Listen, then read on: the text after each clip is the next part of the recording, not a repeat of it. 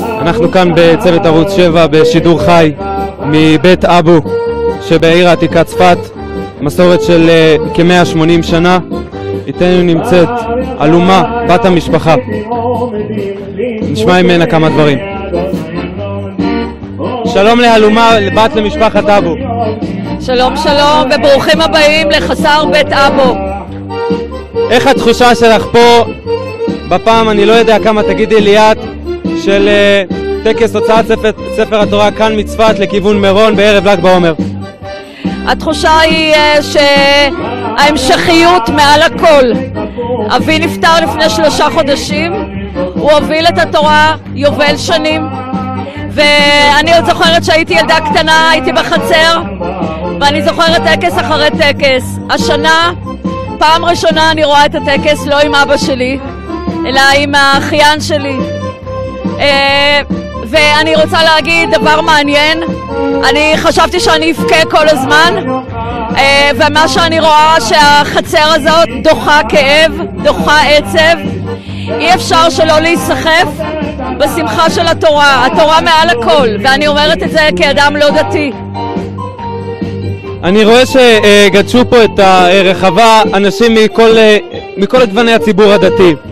זה משהו שמנחיל המסורת חינך אתכם?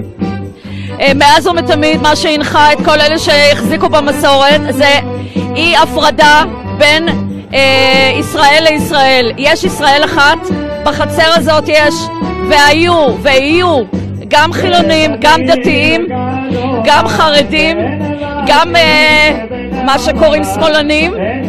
רקדו כאן בחצר צ'רקסים, דרוזים, ומכל קצוות הקשת הפוליטית היו כאן, וזאת הקפדה 181 שנה, וזה ימשיך כנראה.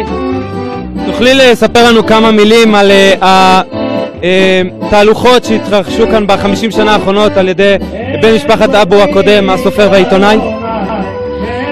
ב50 השנה האחרונות התהלוכות כל הזמן גדלו והתפתחו.